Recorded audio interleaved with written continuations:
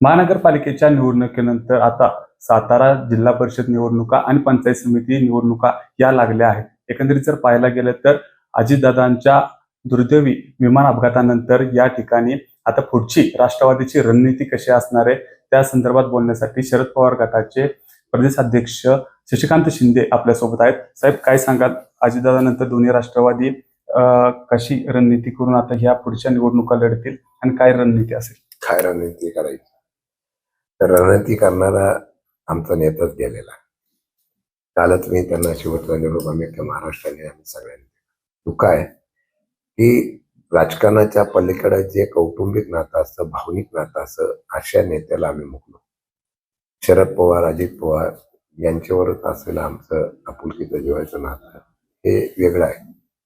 मला वाटतं की आता रणनीतीकारच गेला असेल, पण आता जनतेने काय करावा हा निर्णय जनतेने घ्यावा. आता प्रचार कशा मुद्द्यावर करायचा, कसा करायचा ही मानसिकता पहिली तयार व्हायला लागते.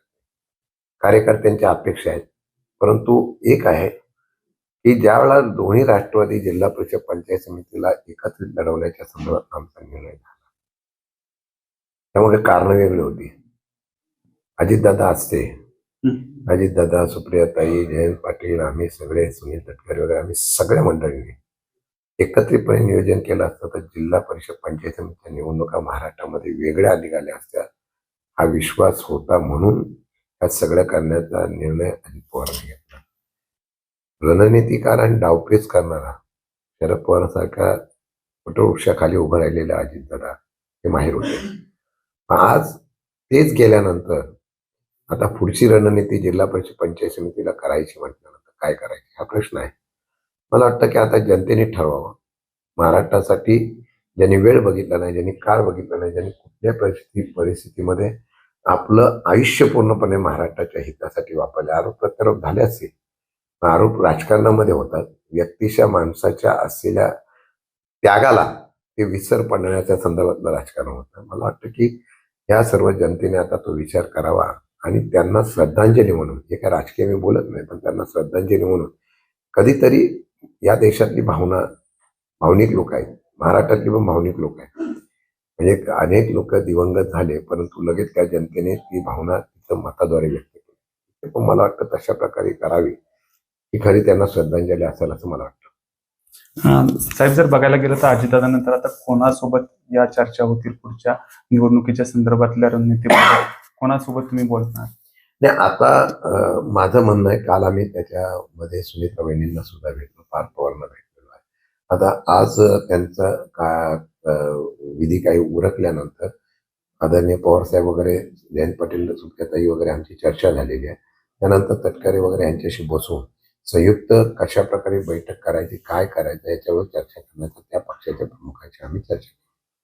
साहेब, जर बघायला गेलं तर दोन्ही राष्ट्रवादी एकत्र येण्यासंदर्भात तुमच्या दादांची चर्चा झाली होती.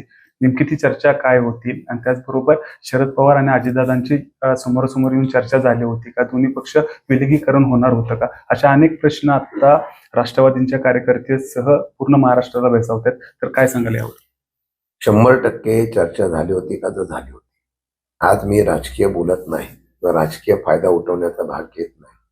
गेलेल्या माणसाचा अपूर्ण स्वप्न पूर्ण करण्यासाठी काही त्याग करायचा लागला तरी करण्याची भावना ठेवून दोन्ही पक्षाच्या नेत्यांनी आता एकत्र येणं गरजेचं आहे.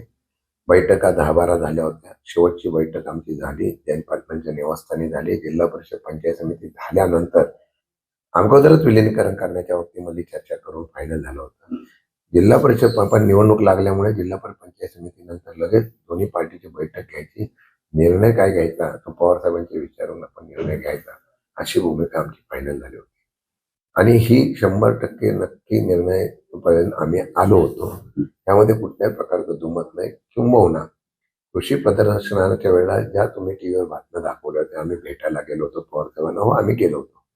त्या बैठकीच्या संदर्भामध्ये सुद्धा ही निर्णय ठरलं होतं की जिल्हा पंचायत समिती नंतर बैठक घ्यायची आणि निर्णय घेऊन टाकायचा, असं झालं होतं. आता मोठं पेज महाराष्ट्राच्या समोर आणि त्याचबरोबर राष्ट्रवादीच्या कार्यकर्त्यांच्या समोर पडतोय. सुनीता वहिनींना उपमुख्यमंत्री करावा असं देखील अजितदादांचे जे कार्यकर्ते आहेत त्यांच्याकडनं मागण्या होताना पाहिल्या. म्हणजे यावर तुमचं मत काय? मला वाटतं की त्यांचं अजितदादांचं कार्य वगैरे बाकीची सगळी दुःखद घटना पूर्ण व्हावी. त्याच्यानंतर मी आणि बाकीच्या मीडियाने किंवा कोणी सांगण्यापेक्षा आमच्या पक्षाची ओळख जी आहे ती पवार आहे. ह्या राष्ट्रवादीची असो त्या राष्ट्रवादीची असो, शरद पवार अजित पवारांमध्ये पक्षाची ओळख आहे. आम्ही फक्त विभागला गेलेलो आहे. आमची मनं एक आहे. आम्ही सगळे एकत्र बसण्याच्या पहिल्या प्रथम पवार कुटुंबियांनी पवार साहेबांच्या उपस्थितीमध्ये शरद पवार सरकार उत्तुंग नेतृत्व आहे त्यांच्या बरोबर एक बैठक घेऊन त्यांनी ठरवावं काय करायचं आणि ते जे ठरवतील ते आम्ही सगळ्यांनी मान्य केलं पाहिजे. अशा प्रकारची भूमिका घेणं गरजेचं आहे. काय होतं मग सुनेत्रा वहिनींना केलं कोणाला हरकत होणार नाही, अजून कोणाला करा याच्याबद्दल चर्चा होईल. पण ते न चर्चा त्याच्यात राजकारण कांगोरे उडले गेले. परत अजून पक्षाच्या मध्ये विस्कळीतपणा येऊ नये. अजितदादांची जी तळमळ होती ना की मला पक्ष एकसंघ करायचा, पुढचं विजन करत असताना पुढचं काहीतरी त्यांच्या डोक्यात असल्याशिवाय त्यांनी पक्ष केली करण्याचा प्रश्न आणला का? मग विभागलोच नसतो. म्हणजे त्यांच्या डोक्यात काहीतरी कल्पना होती ती आता ते अर्धवट राहिली. पण त्यांना जे अपेक्षित होतं ते पूर्ण करायचं असेल तर आम्ही एक परिवारातले म्हणून उभे राहिलो पाहिजे अशी माझी प्रामाणिक इच्छा आहे. एकंदरीत जर बघायला गेलं तर राष्ट्रवादीचा बालेकिल्ला म्हणून साताऱ्याला पाहिलं जातं. साताऱ्यामध्ये मोठ्या प्रमाणावर घड्याळाच्या चिन्हावर आता उमेदवार हे उभे केले आहेत. महाराष्ट्रामध्ये पण अशीच परिस्थिती आहे.